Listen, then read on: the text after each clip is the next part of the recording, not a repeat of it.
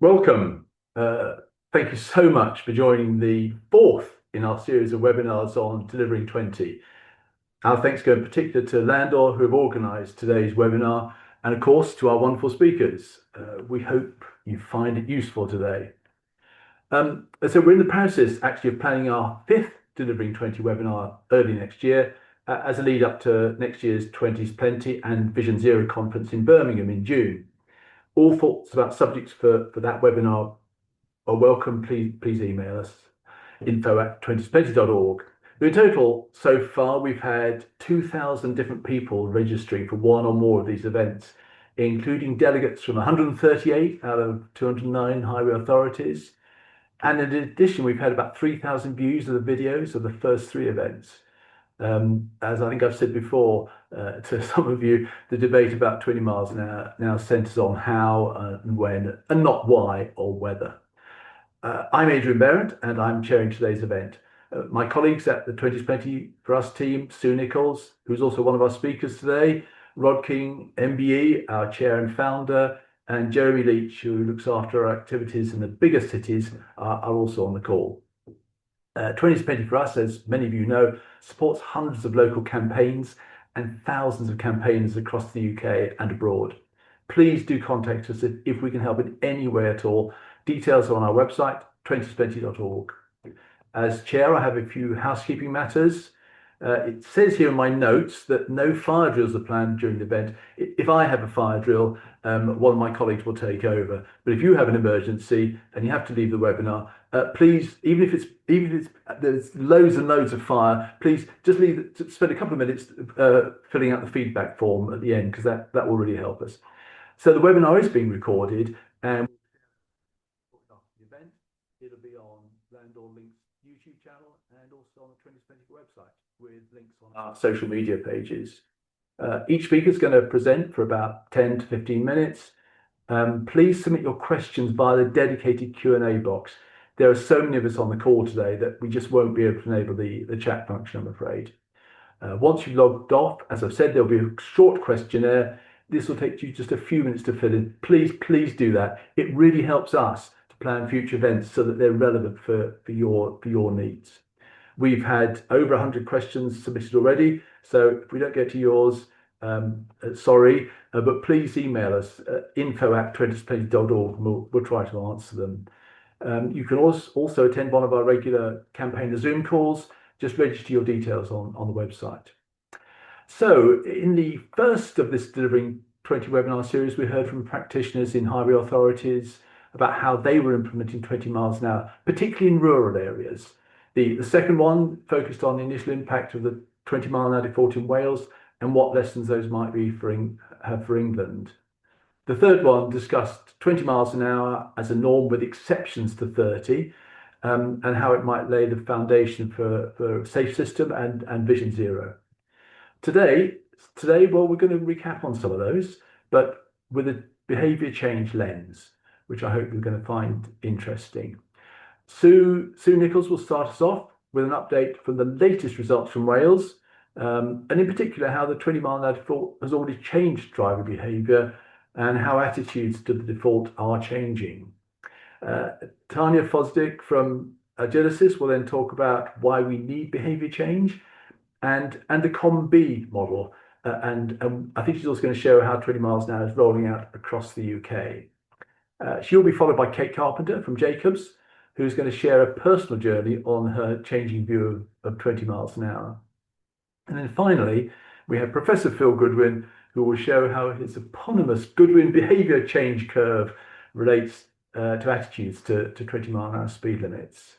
And then right at the end, we'll have a panel session, if there's time, during which we're going to answer some of your questions, I hope.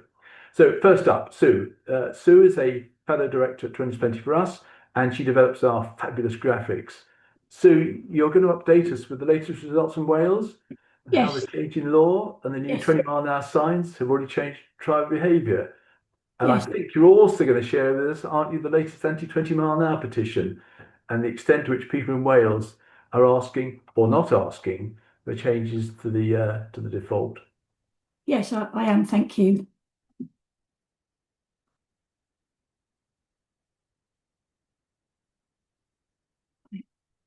Okay.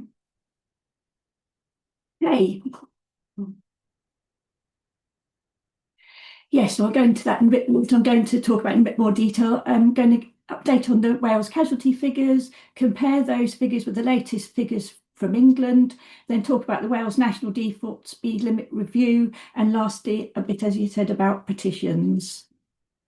So we at 20's Plenty have long been advocates of a default wide area approach to implementing 20-mile-an-hour limits.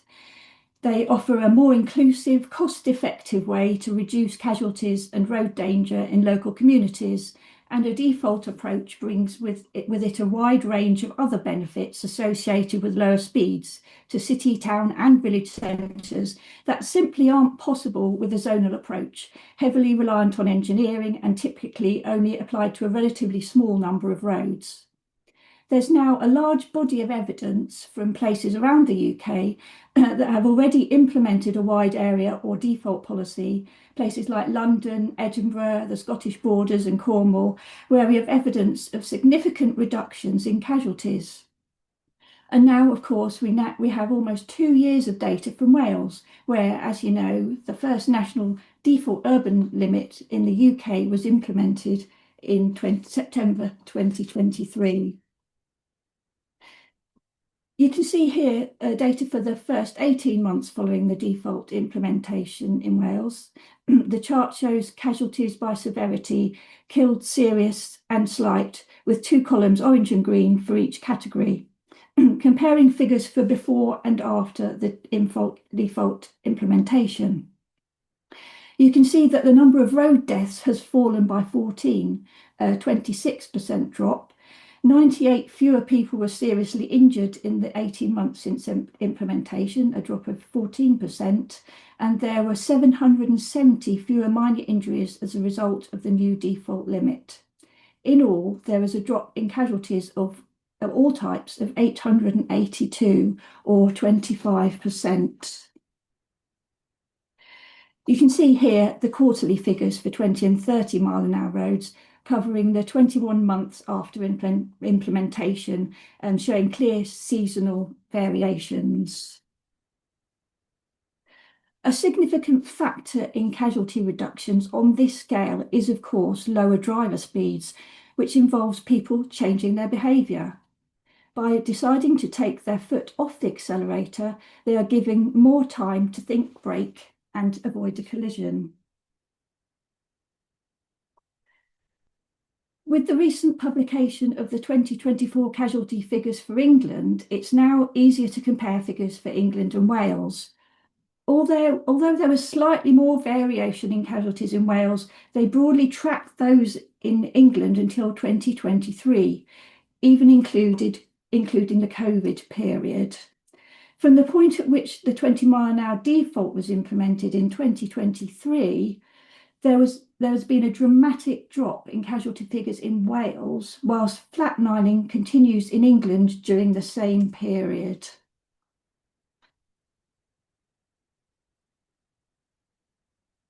The reduction in casualty figures seen in Wales has the potential to translate into similar significant reductions in England.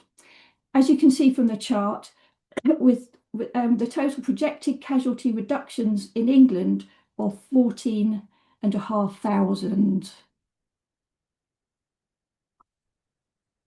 Of course, this would also translate into big financial savings and cost benefits for drivers, with reductions in the number of and severity of casualties potentially leading to an annual cost saving of £1 billion. With 33 million cars and vans on England's roads, it is estimated that this could see a further total saving of 1.7 billion from the reduction in the number and cost of individual insurance claims, an equivalent saving of £50 per licence holder. The total financial benefit in England could be as much as £2.6 billion. Of course, there was opposition from the start to the speed limit change from a very vocal minority, with detractors subsequently claiming that the whole scheme had been a failure and that all roads, 20-mile-an-hour roads, would be soon reverting to 30. What actually happened was that in 2024, as part of a planned review by the Welsh Government, the public were asked for suggestions of where they felt changes needed to be made to ensure that the 20-mile-an-hour limit was targeted on the right roads. The results of the review were as follows. Out of a total of Wales population of 3.1 million people, less than 10,000 requested a speed limit review on 20-mile-an-hour roads. That's about 0.3% of the population.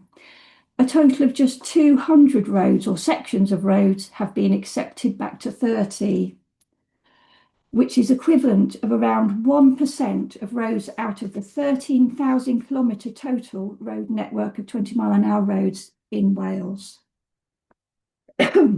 Of course, opposition wasn't unexpected. You've probably heard or read of reports in the press and media about a number of petitions that were started in Wales opposing the introduction of a default 20 speed limit. They attracted what appeared to be large numbers of signatures. An early one signed by 85,566 people unsurprisingly attracted a lot of press attention. Another petition that gathered 21,920 signatures was debated at the Welsh Senate in June 2023, and then another much larger petition started in 23 attracted a total of 469,571 signatures. This petition was also debated by the Welsh Parliament in May 24. Whilst these figures on the face of it seem a lot, in fact, 469,571 represents just 14% of the Welsh population. This figure is not atypical of opposition we see elsewhere. The results of an FOI request by 20's Plenty showed that the majority of those signatures, 97%, were gathered in the first 2-week period in September 23, when 20-mile-an-hour signs were still in the process of being installed and there was still some confusion around which 30-mile-an-hour roads would be reduced to 20. Signatures were not confined to Wales either and included signatories from England, Scotland, Ireland, Canada, and even the Falkland Islands. You might not have heard about a more recent petition that was started by the same person who was responsible for the previous record-breaking petition. This petition closed a few weeks ago on the 24th of November and attracted just 2,073 signatures. A far cry from the near 500,000 signatures collected in the first petition. Perhaps this shows that drivers in Wales have, in the main, accepted the new speed limit and reduced their driving speed, having got used to driving more slowly in local communities and also recognised the role that new limit is playing in dramatically reducing road danger. They, along with other residents in local communities across Wales, are quietly getting on with their lives and benefiting from safer, quieter, cleaner streets with reduced car dominance and increased active travel opportunities. A level of opposition to the Wales national default was inevitable with such a big change. When you look at the number of signatures on petitions started between 2022 and 2025, a known behavioural pattern does emerge. And this is something that Phil Goodwin will be going into in more detail in his presentation later. So to sum up, here are some of the key points from Wales. 25% fewer casualties in the first 18 months after implementation. Mean speed reductions of 2.4 miles an hour. Insurance premiums in Wales are now £45 lower per licence holder, and there is no change to the default 20 limit following the guidance review, with a total of 1% of roads likely to increase to 30 miles an hour.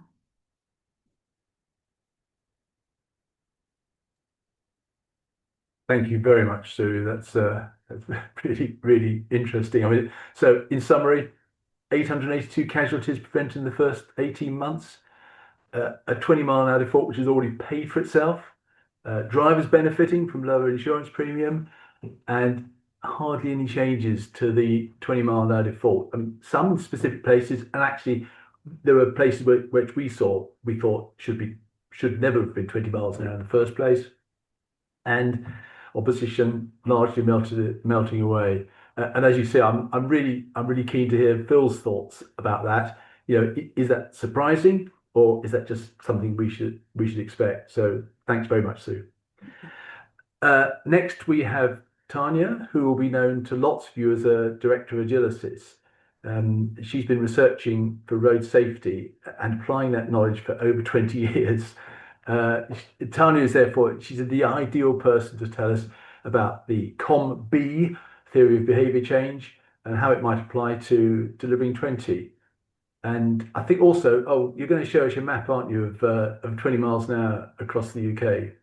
Certainly am, yes. Thank you very much. So I wanted to start with, well, why are we talking about this? And I wanted to share this quote from Professor Georgianis from the NTUA in Athens, where he's really focusing on all of the positives that Sue's just spoken about in terms of casualties saved, but also the other benefits that we can achieve from implementation of 20 mile an hour or 30 kmh. So the effects on the environment, on public health, increased walking and cycling, but also talking about how we can really mobilise and change behaviour so that we can increase the amount of 20s around the country. So why do we need to change behaviour? And probably more importantly, whose behaviour might we need to change? And I would argue, I think there are two sets of individuals that we probably need to be looking at. The local authorities in order to implement 20, and then the public to comply with it once we have installed 20 miles an hour. So as Adrian says, I'd like to spend a little bit of time just talking about a behaviour change model that's used in public health for a variety of different reasons. But I think it really applies very well here in road safety, both thinking about those two audiences of local authorities and the public. So this was created by Mickey et al. From UCL. And the principles behind it are that capability, motivation, and opportunity all influence behaviour. So how might they do that? Well, capability, we need to have the physical capability to be able to enact the behaviour we're interested in. And we also need to have the psychological capability. So do we know what the right thing is that we ought to be doing? We need to have the physical opportunity. So have we got the time, the resources, the things in the environment for us to do the desired behaviour? And also, quite importantly, do we have the social opportunity? So what are the norms around us? How do other people like us behave? Then we've got two elements of motivation. So reflective, do we have plans and evaluations in place in order to change our behaviour? And automatic motivation. So do we have kind of habits in place for us to do the right thing? So what I've done is kind of looked at those two groups, those two target audiences of local authorities and motorists, and thought, well, how might we use COM-B to understand how we could change behaviour? Because if we understand the levers, the influences on behaviour, then we can understand which tools we should be using to change that behaviour. So in terms of physical capability, I would argue that none is required, particularly for motorists. We all have the ability to lift that right foot off the accelerator. But I think there's probably quite a lot around psychological capability that we could do better to help those who have to change behaviour. So for local authorities, let's make sure they understand the benefits and the co-benefits of 20 mile an hour, especially as well also how to implement them. So why would we do it and how might we do it? And then for the public, we've got them to need to know understand how to comply with speed limits, how to recognise them, the consequences of not obeying the speed limits, and also the benefits. Now, possibly a slightly trickier one is the physical opportunity for local authorities. They do need to have the resources, so the relevant funding, staff and time to implement 20s. And we'll probably touch on this a little bit more in our panel discussion a little later.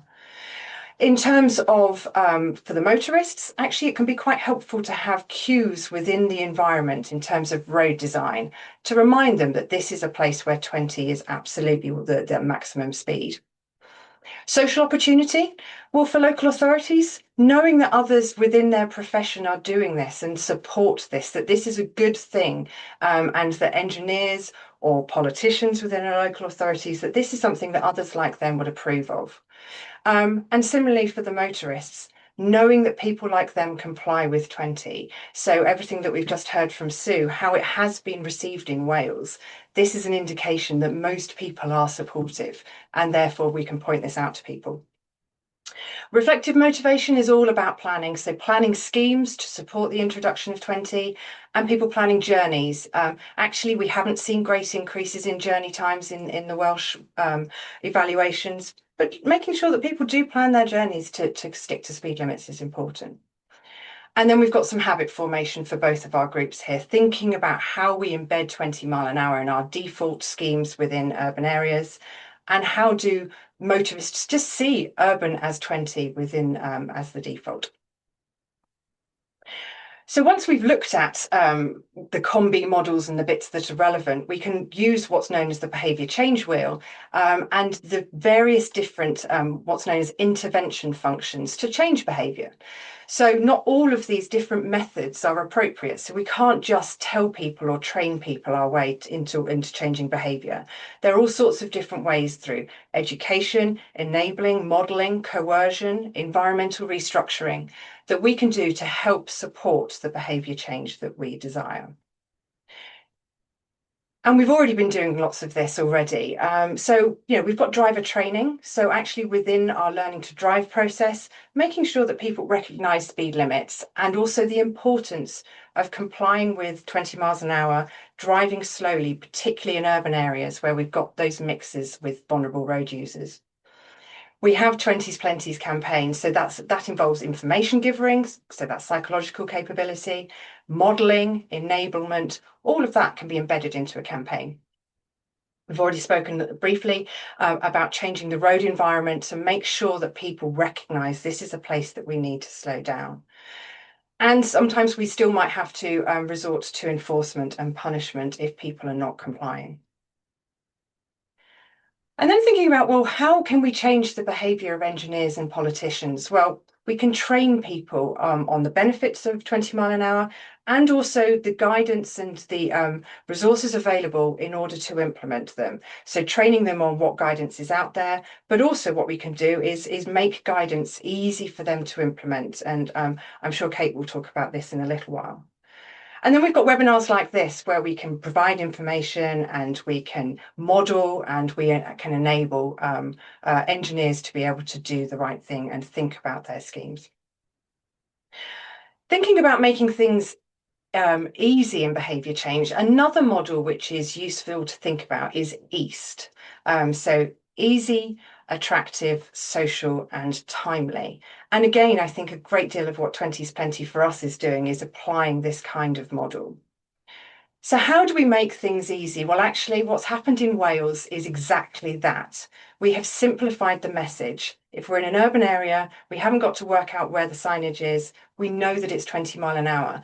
This reduces the hassle factor and gives us that default. How do we make our message attractive? That's something, again, the campaign has been doing an awful lot on. How do we think about how we can give rewards for good behaviour and sanctions if there isn't the desired behaviour? Let's use the power of the social. We've got a huge number of people on this call today. How do we use our network? How do we encourage other people to make a commitment to 20 miles an hour? And how do we make our messages timely? So when do we put them into the place where they're going to be most receptive? How do we explain the costs and benefits? And how do we help people to plan their response?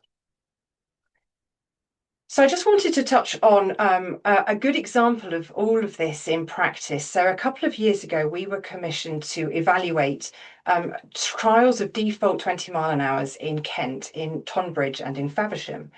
And we achieved quite different results in terms of the various measures that we were looking at for those evaluations. So we found that actually Tonbridge achieved a greater speed reduction within the trial, but actually they had much higher speeds pre-trial.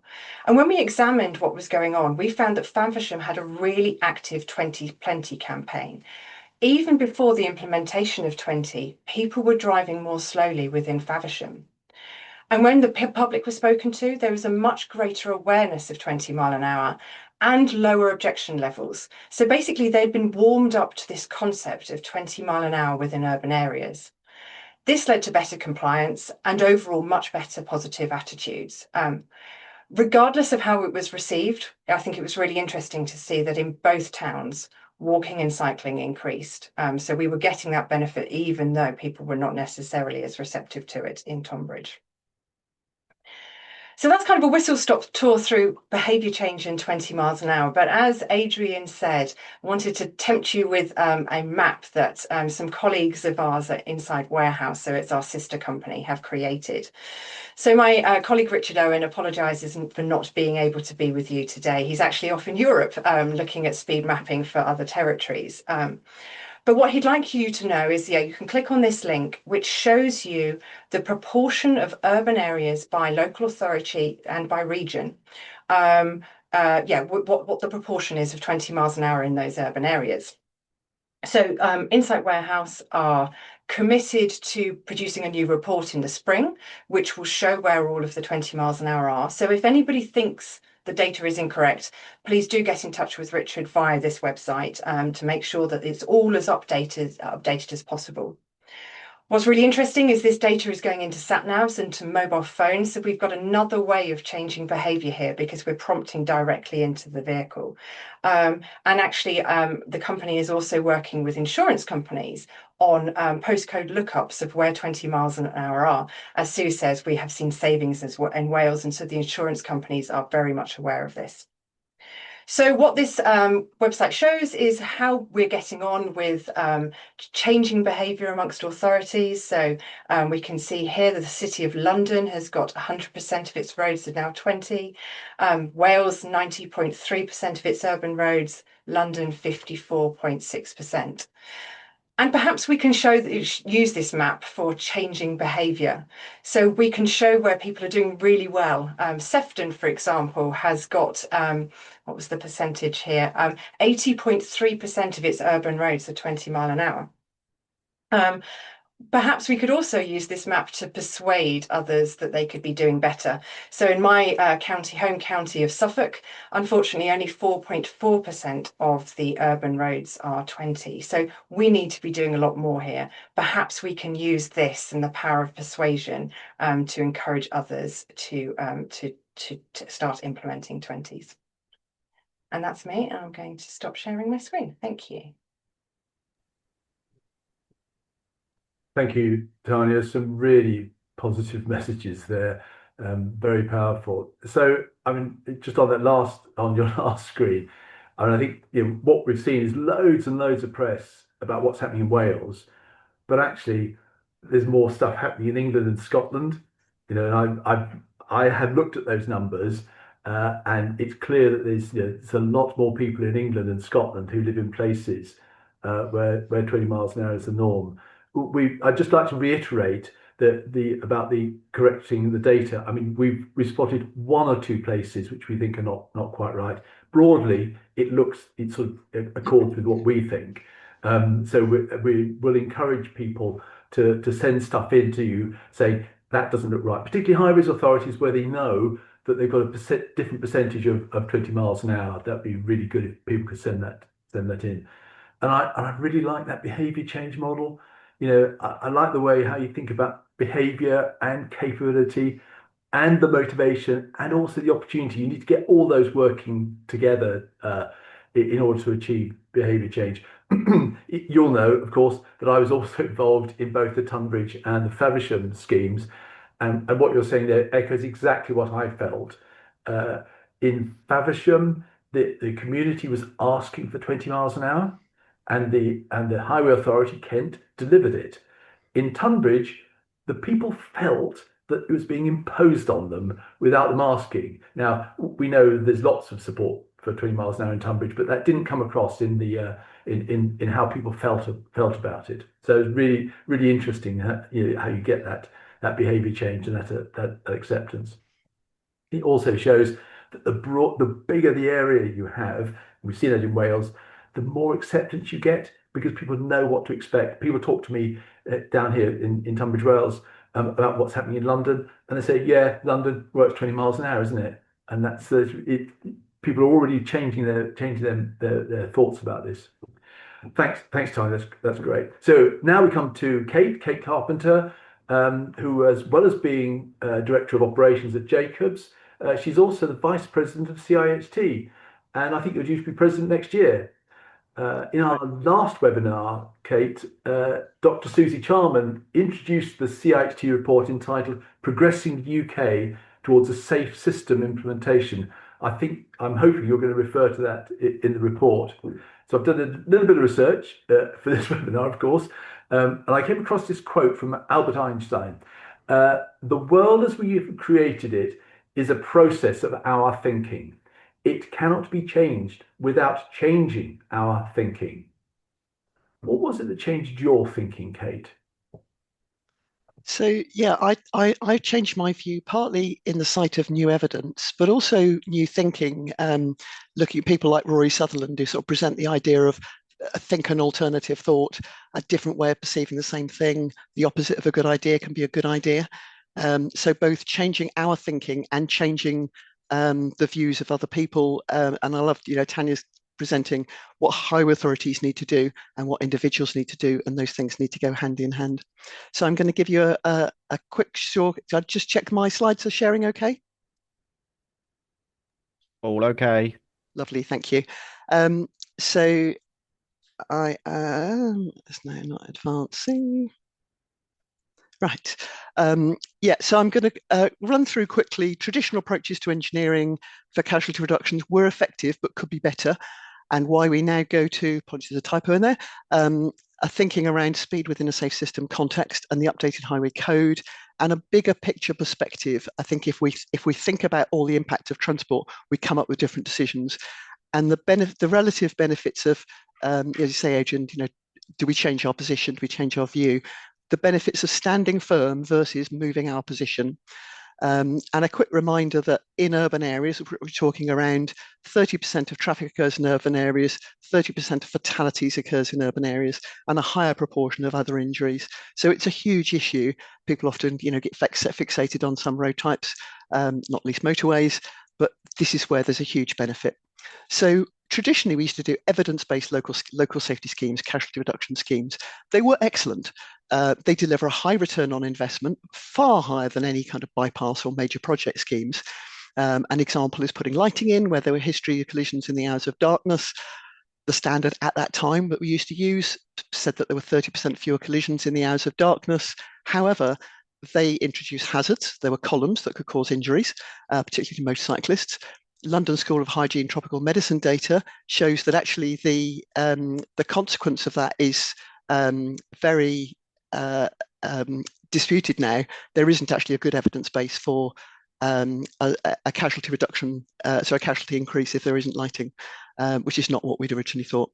And local safety schemes can only actually tackle a minority of sites. You can't engineer most of the roads most of the time. So what you can do in an area is limited. And that's the beauty of 20 mile an hour. You can treat a large area in a small time, and that's really powerful. So 20 miles an hour in the context of highway code and safe system.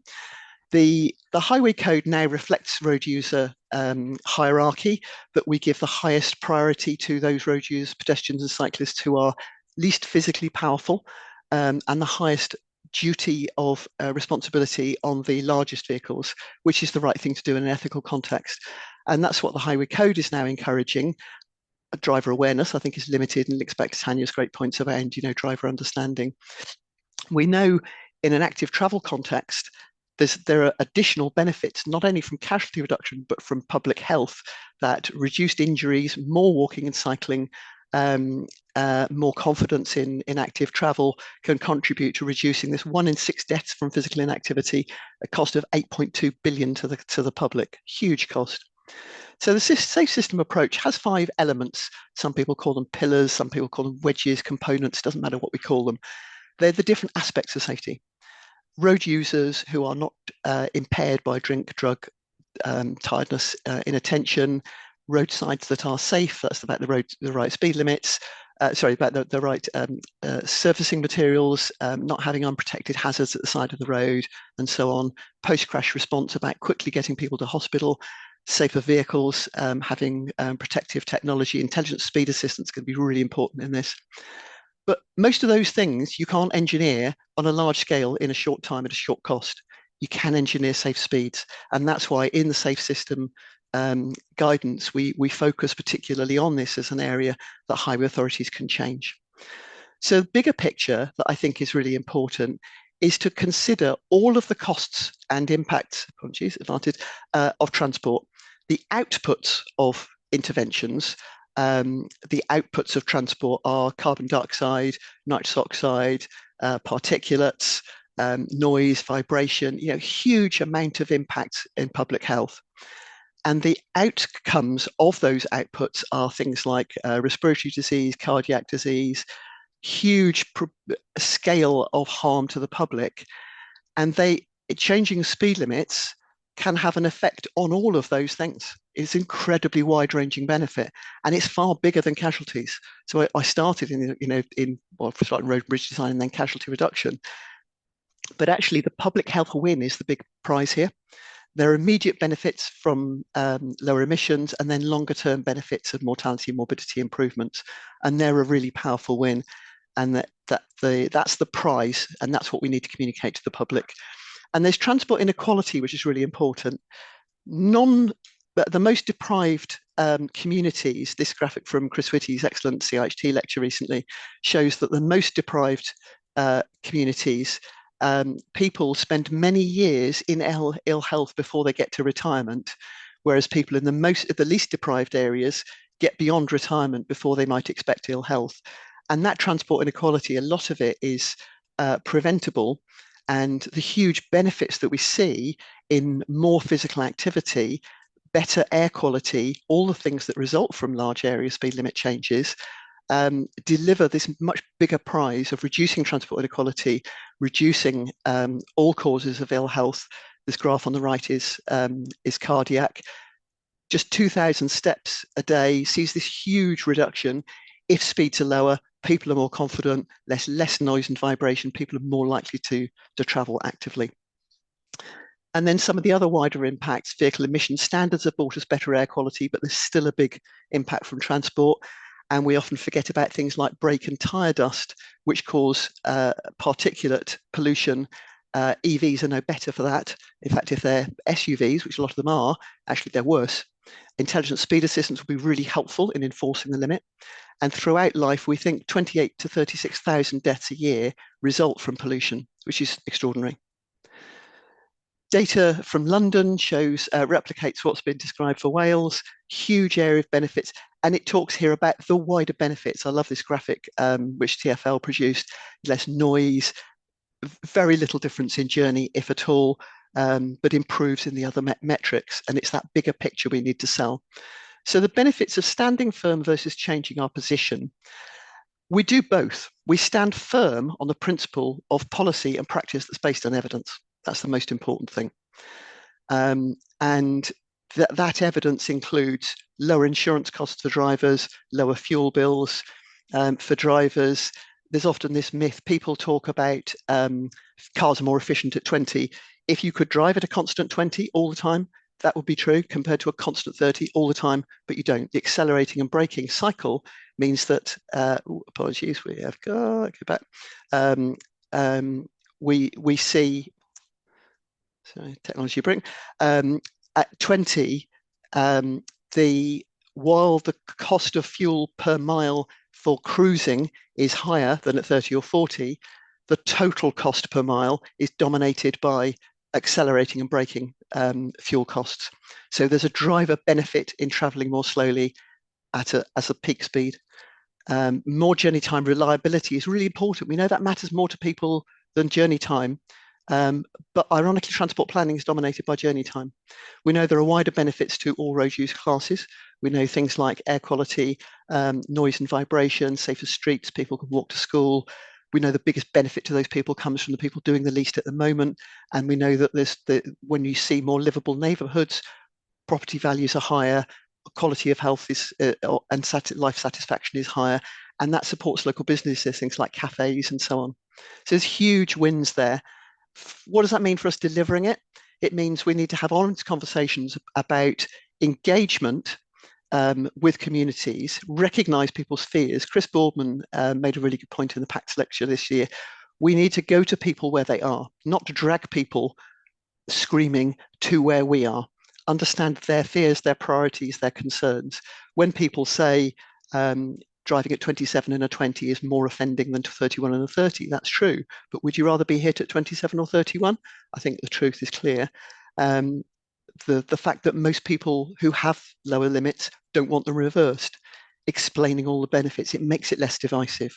We tend to see people focusing on a very small aspect of the benefits. And my view has been changed by seeing both the extraordinary reduction that we have seen, a bigger speed reduction than we expected, and I think because it's more consistent, it's more understandable for drivers, and also setting policy in practice based on all benefits and consistency. And the most deprived areas will get the biggest benefit. The ethical decision then is tricky. Do we give the speed limit reductions to the people who want them, which are often the most affluent areas, or the people who benefit most, which is often the least affluent areas? That's a tricky ethical question that we need to confront. And turning opposition from it's only a small change in speed, there's not much point in doing it, which is where I was for many years, into a small change over a large area is an extraordinary return on investment. So hopefully that's a useful roundup of some of the benefits we have, and we can answer questions in the panel session later. Thank you. Thank you very much, Kate. I really like, I mean, first of all, say here about journey reliability. I know from a personal perspective, if it takes me a minute or two longer, I don't care. What I really care is knowing that it's going to take me between, say, 15 and 20 minutes to go somewhere, and it's not going to take me 2 hours. And that journey reliability improvement, I think, is really, really critical, because you can always leave a minute earlier, can't you? Exactly. What you can't do is, if there's been a crash, then you can't account for that. Yeah, and people don't actually realise a minute difference. If everyone's journeys increased by a minute, I don't think anyone would notice. No, but if you tell them, they think it's a big thing. Yeah, of course. Thank you. And I must say, I really like the fact you showed Dave Walker's cartoon about the hierarchy of road users. And I subscribe to Dave Walker, and I encourage everyone to do that. He's doing something brilliant. We should support him. They're really good. Thank you. I also found another quote from Einstein, by the way. So he was reportedly said that a measure of intelligence is the ability to change. Personally, I find, like a lot of people, I think changing my mind about anything is really hard. So well done for changing yours. Thank you. There's just so much to pick up on there. Maybe we can do that in the panel session. I noticed three things really. One is we often hear that 20 mile an hour only works in places which already have lower speeds. I think what they actually mean is you're going to get more compliance where speeds are already lower. That's clear. But I think what you're saying is the future policy must reflect the fact that the greatest speed reductions and therefore the greatest benefits occur where the before speed was highest. Absolutely. And that's key for me is traditionally, if the speeds were high, people would say we can't do that as a 20 because speeds are too high. And ironically, that's where we get the biggest return on investment, because we see the biggest reduction where the before speeds were highest. And that makes a case for not measuring, and there are authorities who are no longer doing measurement before, because you know what the answer is. I've never been surprised by a speed survey, so let's not waste money on something that doesn't help. Let's spend money on engagement and doing it. And also, actually, we know what the speeds are on all of our roads because that's already available from connected vehicle data. That's right. So there's actually people who are doing all these speed tube measurements. I mean, it's sort of helpful in a way just to see what the before and afters were, but I think we've probably got enough information on that already. I agree. I was also struck actually, Kate, about the point about equity and the fact we need to deliver lower speeds to those that need it, as well as those that want it. I suppose the only point there is that often the people with the sharp elbows get 20 miles an hour early. They do. But then what happens is that areas around that also say, oh, so that's happening in that area. Is it? Well, we want it too, and that I think helps. I think That it could be helpful. starts to change behaviour, because a lot of people think, oh, I can't have it. Yeah. Whereas actually, once they see it's happening next door to them, then they see, oh, it's like That change in they views, and ask. which leads to the Goodwin curve. Yeah, exactly, indeed, and that's exactly where we've got to, as if by magic. So we definitely last, but definitely not least, we've got Dr. Phil Goodwin, who is Emeritus Professor at UCL and the University of West of England. Phil, it says on your LinkedIn profile that you keep strictly to time in lectures and discussions. Now, fortunately, we're on time today, so if you want to run over 1 or 2 minutes, that's fine. But please talk. Say whatever you're going to say. You also say on your profile about critical assessment of project and policy appraisal. I'm hoping you're going to talk about that and how what is now an eponymous curve, I think, of behaviour change, and how that applies to 20 miles an hour. Phil. Thank you very much. Now, have I shared my screen? Not yet. Right. But you are now. Yep. Thank you very much, and good morning. I should say I'm as excited to hear these presentations as you are. They're all new to me, so I'd really like to say thanks to Kate and Tanya and Sue. I mean, there's something really important happening here, isn't there? Now, I was asked to talk about something which people call the Goodwin curve. Not a title I use, because I should explain that I didn't actually invent it. It was a sort of collective invention. I was just the one who wrote it down. And to explain the context, the curve wasn't about safety or speed limits. It was about road pricing. And I'm sure none of you have come here to talk about or to hear about road pricing, but I do need to spend 2 minutes on that. Because this is the experience of what happened when congestion charging was implemented in central London, which led to this insight. At first, there wasn't much support, but there wasn't much opposition either, because although road pricing has been talked about for half a century, it wasn't really a real possibility, and nobody knew very much about it. But the support built up over a period of about 10 years because the time was right. During those years, well, they were rather peculiar years. It started in 1989 with Margaret Thatcher and traffic forecasts and a road programme that was unworkable and unaffordable, and an election and a complicated chemistry between Tony Blair and John Prescott and Ken Livingstone and Gordon Brown, which I had an unexpectedly close view of. All that meant that there was just sufficient support to go ahead in principle. But the details had to be worked out, and that's when the support started to falter. In other political circumstances, I should say, it would have been abandoned. And indeed, that's exactly what happened in Manchester and some other cities. They decided in what seemed to be similar circumstances not to go ahead.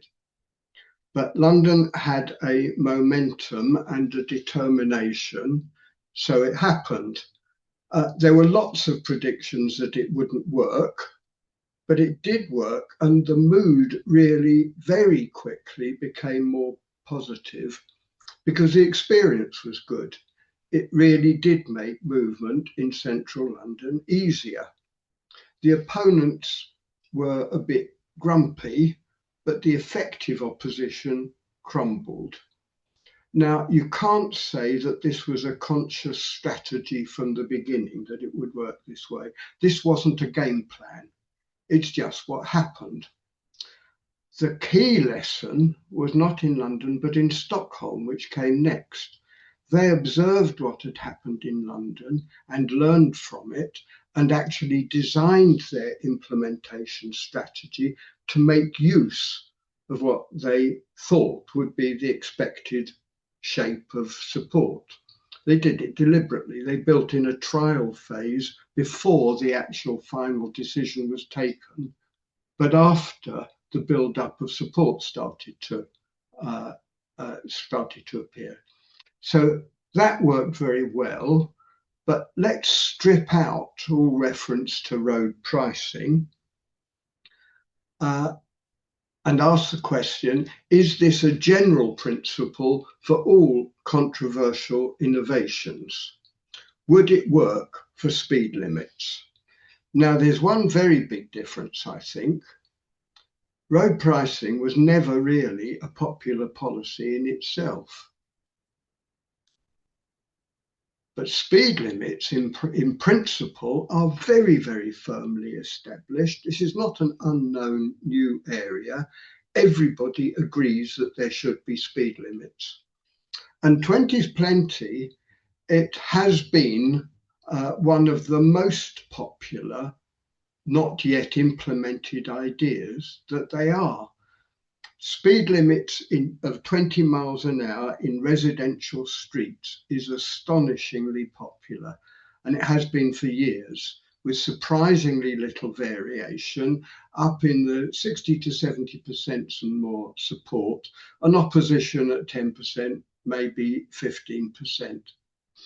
Now, that's partly because of the experience of traffic calming, and especially 30 kilometres an hour speed limits in the cities of several European countries, which people have seen when they've gone on holiday.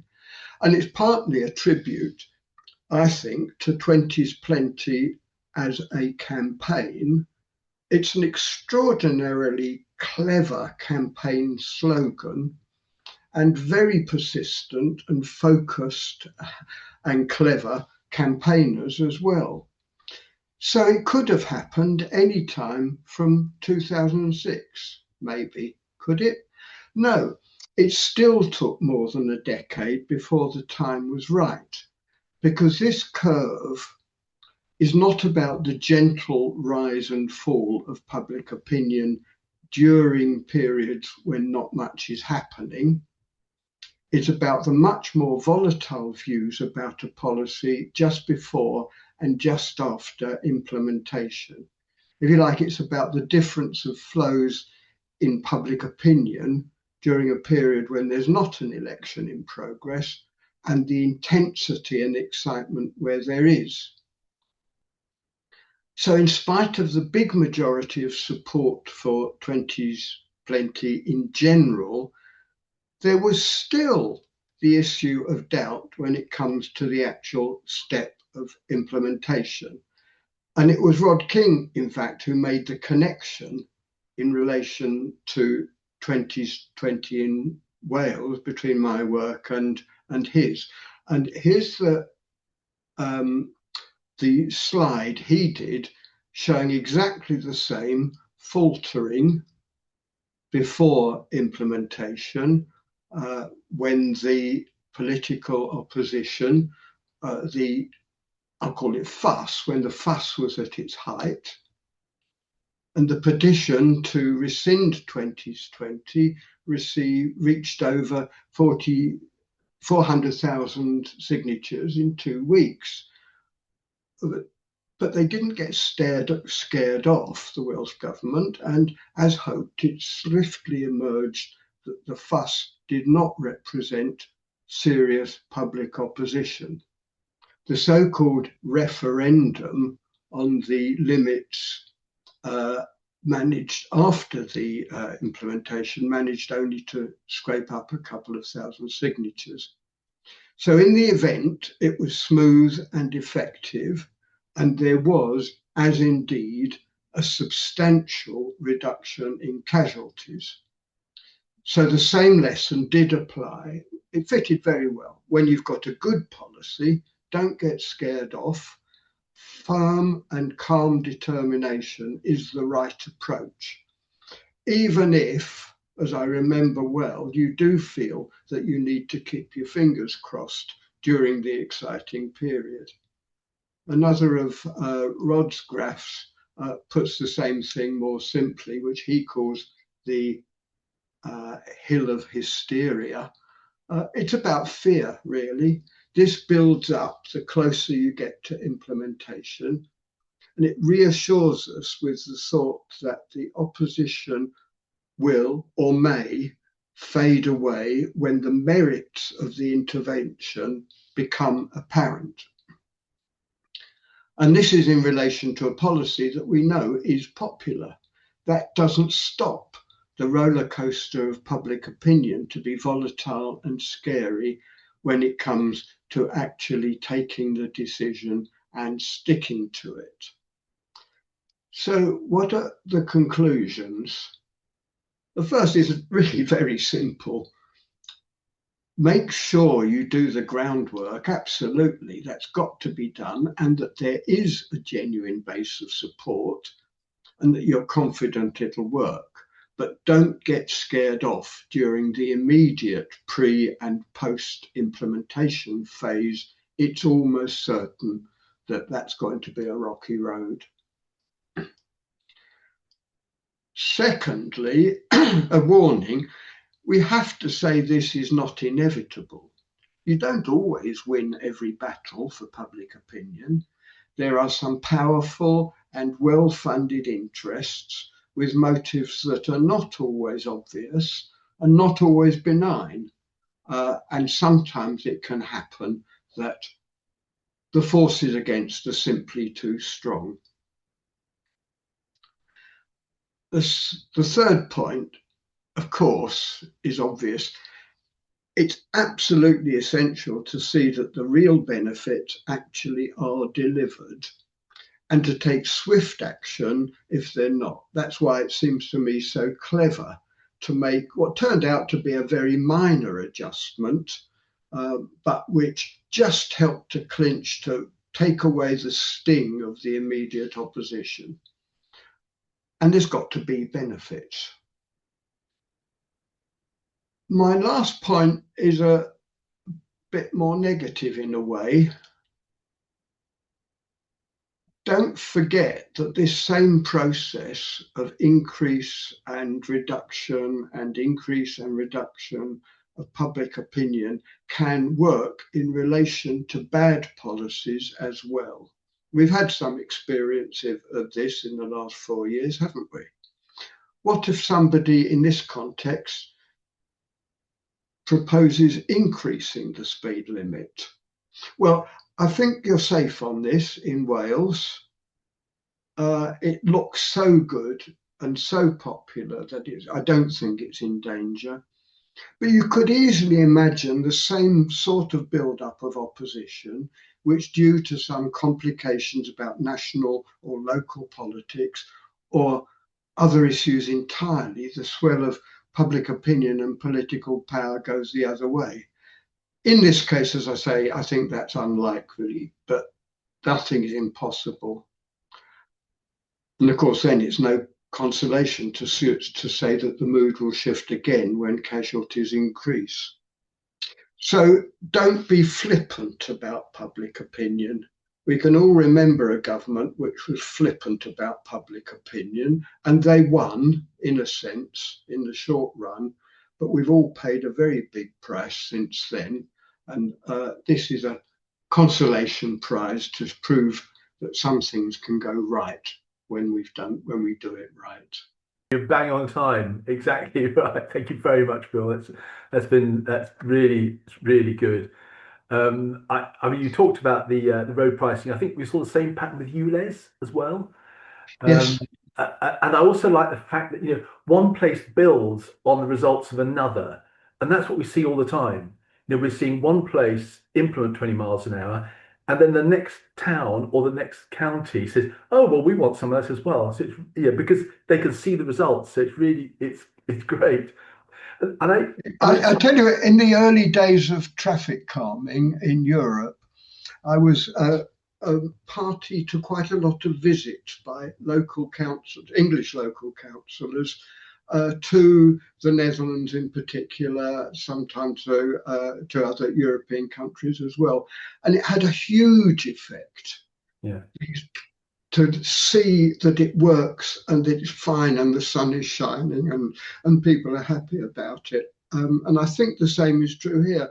I think that we may well see a much more rapid increase in interest now in England about what's happened as a result of Wales. And I think we in England will owe you a great debt of gratitude for that. Thank you for your very kind. I'll tell Rod, because he's the guy that started all this and has been pursuing it for 2 decades now.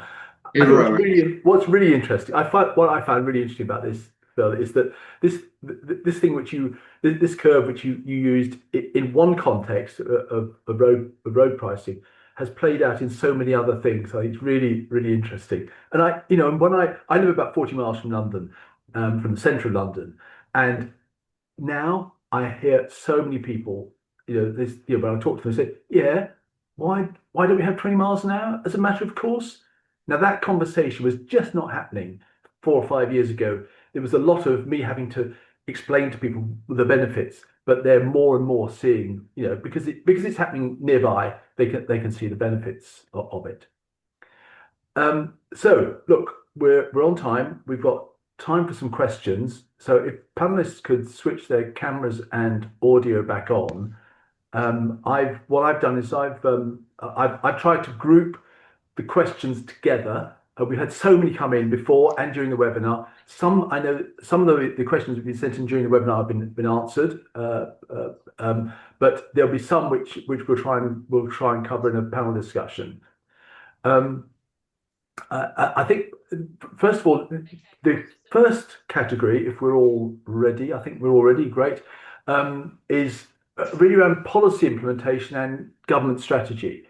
So bearing in mind, and you've all touched on this in one way or other, but please add some more comments. Bearing in mind what we've heard about behaviour change, how do you think we should go about implementing 20 miles an hour in England? And I'll give you a couple of options.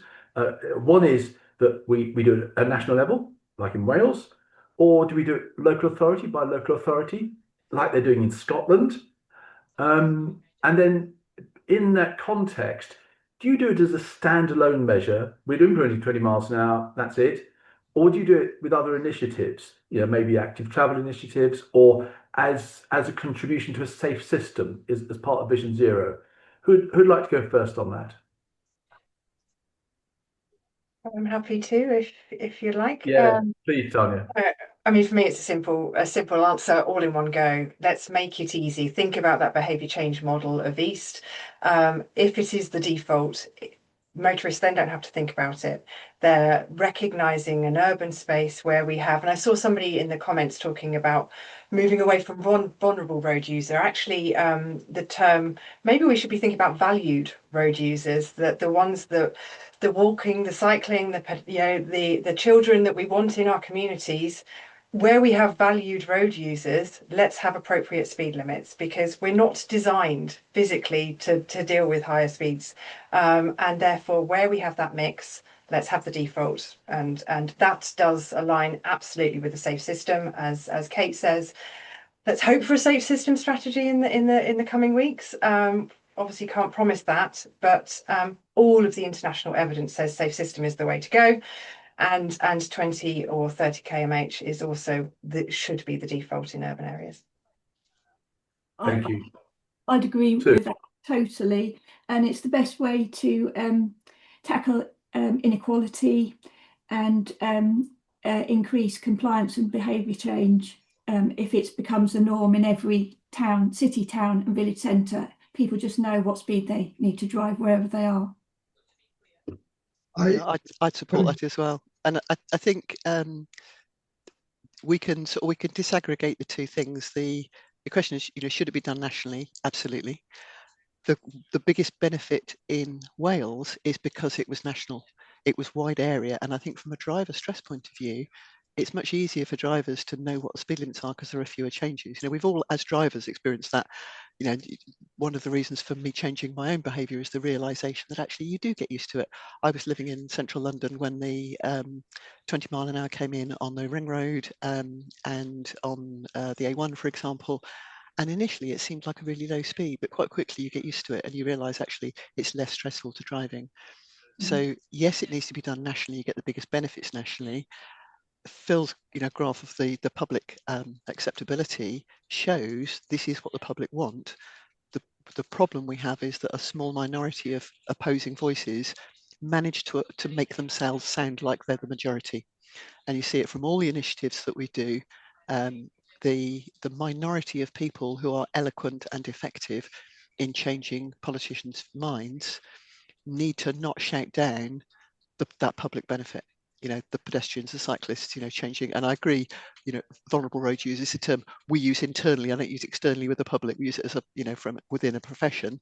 I like, visually impaired pedestrians, like the, acronym VIPs, the people, it's like they're the very top of the tree on the highway code. The people with visual mobility or neurological conditions, we often forget about the latter. In terms of 20 alone versus a wider package, yes, in a safe system context, you get the biggest value, biggest benefit from doing a bigger program of work. But the fact that you can implement large area measures very quickly at very low relative cost with a very high benefit, that 80-20 thing, you get 80% of the benefit of 20% of the spend.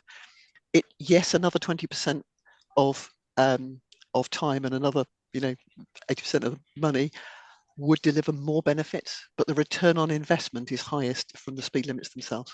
So they can be enabling, and then following that, you can then deliver active travel measures because it's now a place where people feel safe. I do think there's a, how shall I put it? The reason why it was done nationally in Wales was because the whole of the Welsh government was committed to it.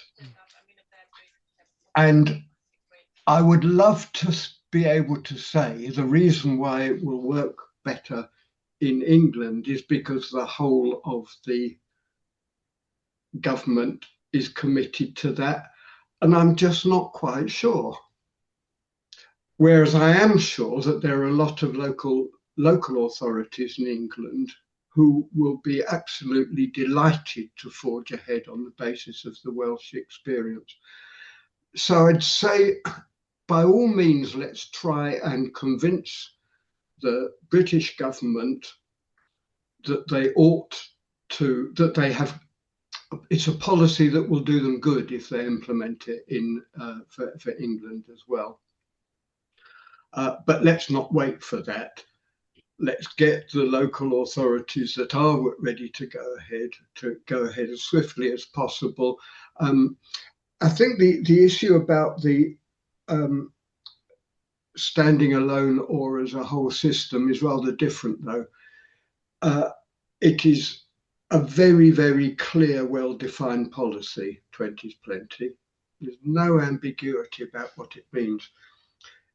If one says, let's go ahead for the whole country with a policy which is 20 is plenty and all the other associated policies in terms of walking and cycling and public transport and traffic harmed areas and safe schools and all the rest of it, how long is it going to take to get national agreement on the combination which will be best? So I say we're on a run here. Let's pick it up and run with it absolutely as quick and comprehensive as we can do. Yeah, I think that sounds right to me, Phil. Kate, the term that I've heard on this is pluralistic ignorance. That everybody thinks that they're in the minority, but actually they're in the majority. Yeah. And to Phil's point about forging ahead in the absence of other interventions and not trying to tie it up with Vision Zero. My experience here in Kent has been sort of mirrors that, where we've in Faversham, which I know pretty well, what's happened is that 20 miles an hour has gone in as a town-wide default, effectively, so that if you come into Faversham, it's 20. That's it. What that's enabled is lots of traffic interventions, such as more crossings or wider pavements or something, is being demanded by people because they want to walk and cycle more, and actually it's cheaper to do it because the speed's already lower. So you don't need to have heavy engineering just to get people to come down the speed. So it sort of has a double benefit. It impacts the demand, but it also helps the supply side as well. I suppose you need commitment to policy change from politicians and that demand from residents, and the combination of that is really powerful, isn't it, when it works well?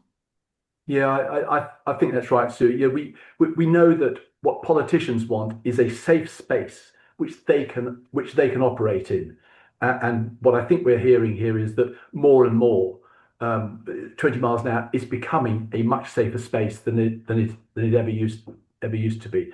I mean, look, road safety strategy is coming out. I think next week. We're anticipating that, unless it's suddenly cancelled.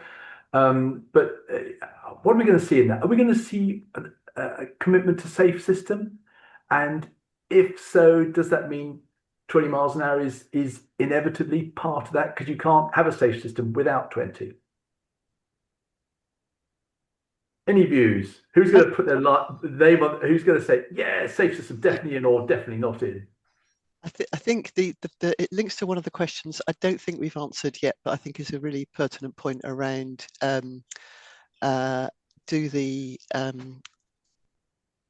if there are no casualties, do we still need 20? I think it's a really good question to answer. I always like an analogy to think about something, as I say, in different ways of thinking. If I throw a brick out of my window into a busy footway every day for a year and never hit anyone, it doesn't make it a safe activity. You have to do the right thing many, many times before the time when doing the right thing prevents a fatality or an injury.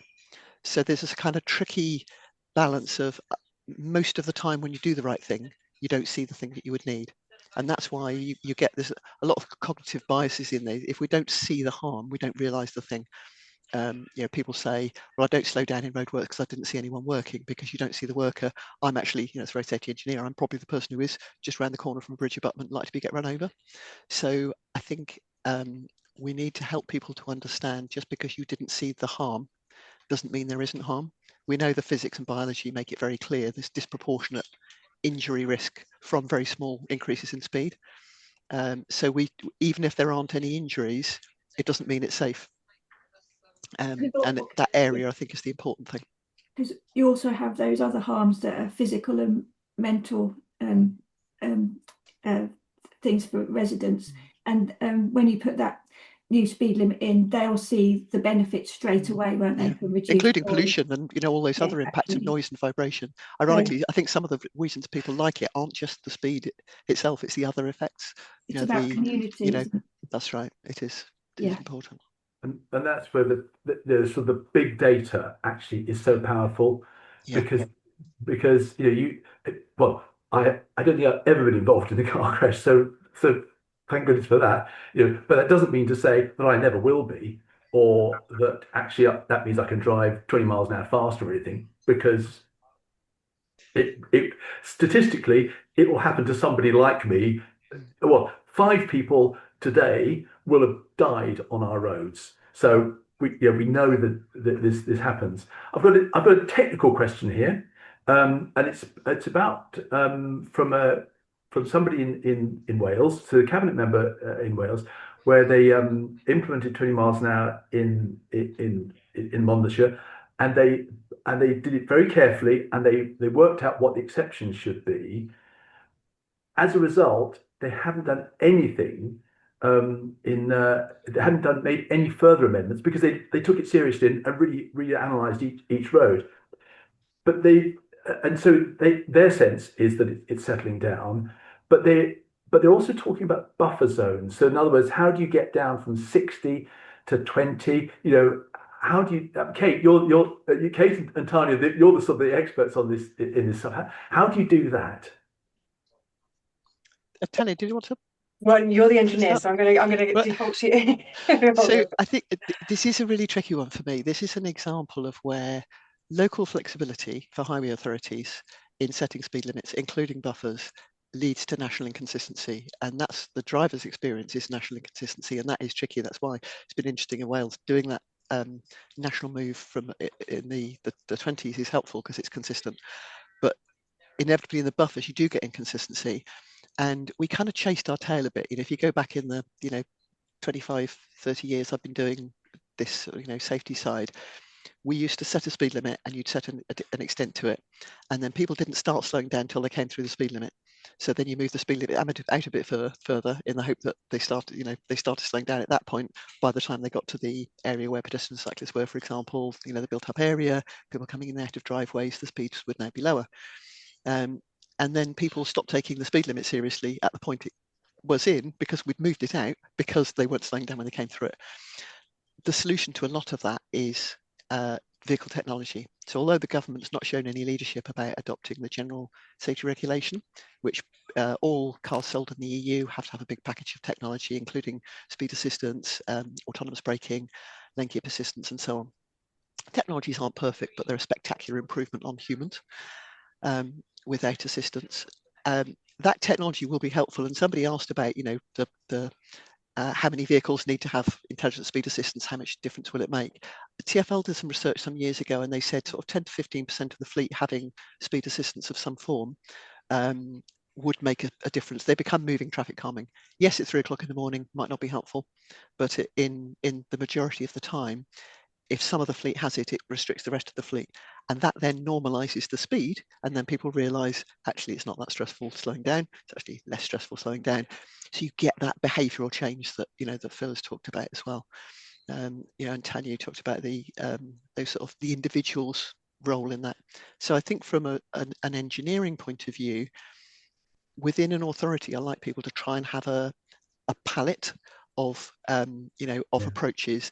This is what our villages look like. And Suffolk showed leadership in this. My early days in safety engineering in the late 90s, Suffolk made all of their villages 30, which is an incredibly big deal at that point.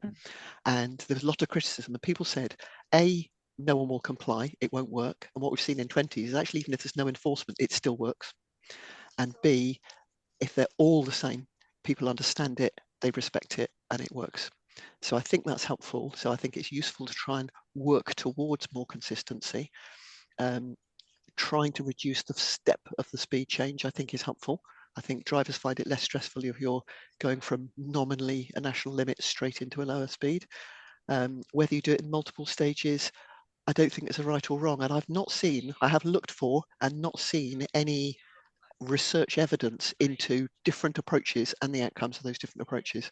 So I don't think we know. What we do know is humans like consistency, and I think if we could be more consistent, maybe it's something CIHD can do. Or safety trust. Yes. That's fantastic. Can I just follow up on a couple of pieces there? So I think not only would better guidance on things like buffer zones help the motorist, I really do think they'll help the local authority. So what would I like in the strategy is some kind of examination of the guidance and the rules, so that we can get that consistency between authorities. I just think let's make it easy for engineers, decision makers within local authorities to know what they should be doing, what's available to them. And as Kate's just said, what works. So let's commission that research somehow and find out which patterns work the most. I also think actually local authorities have got other tools in the toolbox beyond for compliance once they have got the speed limit. So as Kate said about TfL, I mean, they have buses which have got intelligent speed assistance on. They are the rolling roadblocks in the 20s. If a local authority could install ISA in their fleet, into their dustbins, lorries, into their minibuses, into anything that they have procurement process control over, then we have got that percentage of the fleet who are automatically complying. Another behaviour change technique there. Thank you, Tanya. I think it's really interesting that in the first decade of the 20th century, 21st century, sorry, we saw sporadic implementations, and we saw sort of maybe 0 to 10% casualty reduction. In the second decade, we've seen more like 10 to 20%. And then now what we're seeing 20 to 30% reduction, as you get this sort of halo effect of coming in. So people are just getting used to it. I think it's really, really interesting that, I mean, and to Kate's point about Suffolk, I remember, I don't remember it happening, but I've read the research on it, and the benefits, the speed reduction benefits of going from 60 to 30 were immediate and very, very significant. So Suffolk has done the right thing once, Tanya. Maybe they can do the same thing again. So I think we've talked a lot about what the benefits are, and I don't think we need to go into that in greater detail, other than to say speed reductions versus in the higher speed areas or the lower speed areas. Should we be focusing on areas which are already low speed, or should we be now, which is what the first that first decade and the second decade concentrated on, or actually now do we need to attack the slightly higher speed places because we see the bigger benefits? Do we have to make a choice on this?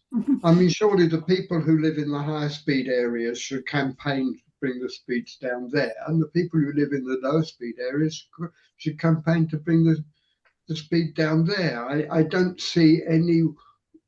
I don't see the actual material substance of this question of concentrating on it. You do it everywhere you can. Yeah. No. Yeah, I think lots of local authorities choose the already low speed areas as an easy win, don't they? So that they're not implicated if the speeds don't reduce as a result of their policy implementation, which is you don't get the reductions in casualties, and the speeds are already low. Yeah. In the speed distribution graph, the whole physics thing that we know, two elements about speed and risk, I think, is helpful. The highest collision likelihood is for the people traveling outside the herd, very slow and very fast, not just very fast. So the lower speed variance you get, the better. So that speed distribution curve, the normal distribution, if you narrow that curve, that's helpful. We did a widening of the A23 in Sussex, and during the roadworks, they had average speed enforcement, and the speed distribution curve was about 2 miles an hour. Essentially, everybody was travelling exactly at 40, and there were no collisions in the entire 2-year period of roadworks, an incredibly busy road. So reducing variance is really important. And then separately from that, taking the highest right-hand corner of the speed distribution graph gives the biggest benefit, because the outliers are because of physics, stopping distances and so on, they're most likely to crash. And also behaviourally, the kinds of people who drive fastest are the kind of people who crash most. So it's two different things. It's the physics and the psychology. And people often, argue, well, I know how to control my vehicle. We know that the people who crash most actually believe themselves to be the best drivers. Lots of research evidence. They're the most difficult ones to change their behaviour. Yes, they are. Recidivism is very hard to tackle. Mm. And to be fair, we're all better drivers than average, aren't we? Yeah. 90% of people are above average, absolutely. Any more thoughts on that? Because if not, let's have one last question and just brief answers, please. We do concentrate on the casualty benefits because that's very clear, but attendees of this webinar are really asking about the other benefits, environmental, economic, and social co-benefits. Just in very short, in 30 seconds, what do you think is the greatest benefit that 20 miles an hour brings? I'd say air quality in the widest range, CO2, NOx, the particulates, all of those things get spectacularly better. And tyre and brake dust, which electric vehicles are just as bad for. This is a myth that electric vehicles could be the solution to all problems, and they're not. They're often SUVs. So yeah. So despite the fact that people say, oh yes, my car's less efficient at 20 than 30, you still see lower emissions from 20. Yes. And if you drove at a constant speed, it would be less efficient, but because you don't, it's not. Yeah. And there will come a point at which speeds are sufficiently lower that there will be an engineering advantage in reducing the vehicle design characteristics of what the optimal speed is. And we're wasting such a lot of fuel because cars are being engineered so that the optimal fuel consumption is at 50, 60, 70 miles an hour. If we can bring that down so that the optimal is around 20 or 30, there'll be an unexpected extra bonus, I think. I'd also like to mention noise pollution, which is the hidden harm, and that is much more impactful on people than air pollution even, and it affects all age groups, and particularly teenagers with high blood pressure. So it's those hidden harms that are reduced from wider limits. You quite conceal things. Suicide risk is much higher for people who live in noisy areas. Yeah, it's like your brain can't cope with it. It takes out the bandwidth of being able to cope. You never get used to it, noise pollution. No. And we have the wider health benefits from cycling and walking, and just all of the health issues we're facing as a nation more widely. Getting inactive people to be active is, as Chris, 1 in 6 deaths. It's an immense prize, isn't it? It is huge, and 20 can really be an enabler there. And there are no disbenefits from the policy either. It's all wins, isn't it? Thank you so much, Phil, Kate, Sue, and Tanya. Brilliant. I mean, it's been a fantastic tour of about behaviour change in relation to 20 miles an hour. So it just leaves me to sum up, and I've got 3 minutes to do this. So, Sue, we heard how the new law and the new signs in Wales has changed driver behaviour overnight. That's what I heard, and there's a growing acceptance of the change. The initial opposition has clearly faded away. I did a calculation based upon those numbers. So fewer than 1 in 100 of the people who have signed the original anti-20 mile an hour petition signed the latest one. That's quite a change, and reflects Phil's curve. And actually, just 1 in 300 people have asked for a road speed limit to be increased. And that's really interesting. So even though they might have signed a petition earlier on, actually they don't want their speed limit changed. Tanya, COM-B model, I think we all need to go away and look at that and read that and see how that works. And we can see, and you showed just how 20 miles an hour is actually covering more people in England than in Wales. And in Scotland, by this time, by the sort of the first quarter of 2026, actually, I believe that almost all of Scotland will actually have the same sort of coverage of 20 miles an hour as in Wales. So your map will need to be updated drastically for that. Kate, thanks so much for telling us about your change of mind because the facts have changed and the circumstances. Coming from somebody who's so steeped in road design, that's a great powerful endorsement. Thank you so much. And then of course, we circle back to Phil and his curve and showing how maximum opposition to a change happens at the very point of change, and then support grows over time.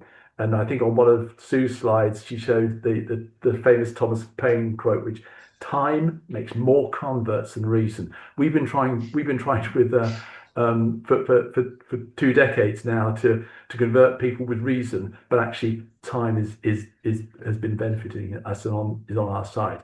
So the overall lesson for me actually was on Phil's slide, which is expect opposition, persist, and know the support will grow over time, and the silent majority will feel empowered to speak out.